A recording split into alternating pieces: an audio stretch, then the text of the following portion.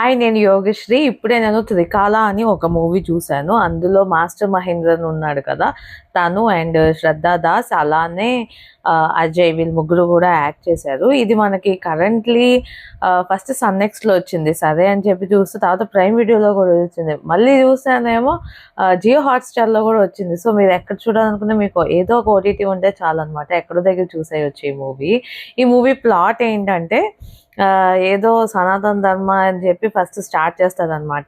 ఎవరికో ఒక ఫ్యామిలీకి శాపం వస్తుంది ఒక 3 జనరేషన్స్ ముందు, 4 జనరేషన్స్ ముందు. ఎందుకంటే వాళ్ళు ఆవుని చంపేస్తారనమాట. ఆ ఆవుని చంపేయడం వల్ల వాళ్ళ నెక్స్ట్ జనరేషన్స్ అన్నిటికీ ఏదో ఒక శాపం అలా వస్తూ ఉంటుంది. సో లాస్ట్కి ఏం శాపం వచ్చింది, అసలు ఆ శాపానికి మిగతా వాళ్ళకి ఏంటి లింక్ అన్నదే మనకి ఈ మిగతా స్టోరీ. ఈ మూవీ మొత్తం ఒక 2 అవర్సే ఉంటుంది. కానీ ఇందులో స్టఫ్ ఎలా ఉంటుందంటే ఒక 20 మినిట్స్ 30 మినిట్స్ మించి ఏం ఉండదు అనమాట మూవీలో. అంటే మనం కట్ చేసి సరిగ్గా తీస్తే ఒక 20 మినిట్స్ 30 మినిట్స్ ఒక చిన్న షార్ట్ ఫిల్మ్ లాగా అయిపోతుంది అనమాట. ఇందులో ఏముంది అంటే ఇప్పుడు ఒక న్యూ స్కామ్ అని చెప్పొచ్చు. ఏంటంటే సనాతన ధర్మ అని చెప్పడం, హిందూయిజంని కాపాడడం అని చెప్పడం. అంటే వీళ్ళు నిజంగా కాపాడేటట్టు ఏమీ చేయట్లేదు. కాకపోతే ఈ మూవీస్లో చూపించినప్పుడు అది యూజ్ చేసుకుంటున్నారు అనమాట. ఈ టాపిక్ అయితే జనాలు బాగా చూస్తున్నారు లేదా హిట్ అవ్వచ్చు అని చెప్పి వీళ్ళందరూ అది యూజ్ చేసుకుంటున్నట్టు అనిపించింది. ఈ మూవీ కూడా సేమ్ అలానే. ఎక్కడ చూసినా ఏ వీడియోలు ఏమీ బాగోదన్నమాట. చూడడానికి చాలా బోరింగ్గా, ఒక షాట్కి ఇంకో షాట్కి సంబంధమే ఉండదు. అండ్ లాస్ట్కి పోనీ ఏమన్నా ఈ స్పిరిచువాలిటీ లేదంటే ఈ దేవుడు వీటిల్లో తీసుకెళ్ళారంటే అదేమీ లేదు. మళ్ళీ సైన్స్ పరంగానే తీసుకొస్తారు అనమాట. ఒక సగం స్టోరీ మొత్తం కూడా ఇంకా సైన్స్ పరంగానే వెళ్తుంది. మరి ఎందుకురా మీకు ఇదంతా అన్నట్టు నాకు అనిపించింది. ఇందులోని నాకు అస్సలు నచ్చిన విషయం ఏంటంటే ఆవుని చంపడం వల్ల శాపం వచ్చింది అని చెప్పి చెప్తారనమాట స్టార్టింగ్లో. ఆ శాపం అంట అది ఒక కర్మ, అంటే మనం చేసేది ఒక కర్మ.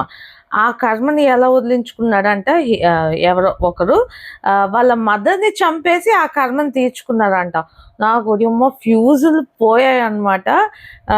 ఆవుని గోమాతను చంపకూడదంట, బట్ అమ్మని మాత్రం చంపేయచ్చు అనమాట. చంపేస్తే శాప విమోచనం అవుతుంది అన్నట్టు చూపించారు. నాకైతే హెడ్ఏక్ వచ్చింది. అసలు ఒరే మీరు ఏం చెప్పాలనుకుంటున్నారా బాబోయ్ అన్నట్టు అనిపించింది.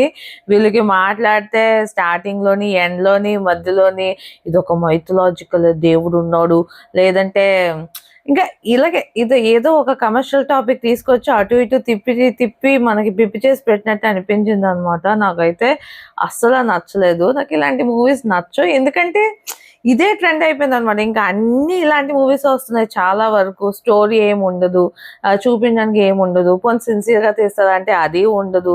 ఏదో సోది అనమాట. అటు అంటారు ఇటు అంటాడు, ఎవడో ఒక పెద్ద ఎవడో డెమన్ ఉన్నాడు, లేదా ఇది ఉన్నది అది ఉన్నది అని చెప్పి ఇంకా అలాగే సోది అంతా. మధ్యలో గోస్ట్ వస్తుంది, ఎందుకు వస్తుందో తెలీదు. మధ్యలో ఎవరో నార్మల్ సాధు ఇలాంటి వాళ్ళు వస్తారన్నమాట. వచ్చి ఇది చెయ్యాలి అది చేయాలి, వాళ్ళు పాజిటివా నెగిటివా కూడా అర్థం కాదు. అసలు సినిమా ఏంట్రా, ఎందుకులా తీసారు అన్నట్టు అనిపించింది. నాకైతే పిచ్చ హెడ్ఏక్ అనిపించింది. చాలా చిరాకు అనిపించింది ఈ మూవీ. మీరు కూడా ట్రై చేయాలనుకుంటే ట్రై చేయండి. చెప్పా కదా, నాట్ ఏ వర్త్ అనమాట. అంటే చూసే అంత ఏం లేదు మూవీలో, బట్ చూస్తాం అనుకుంటే చూడొచ్చు.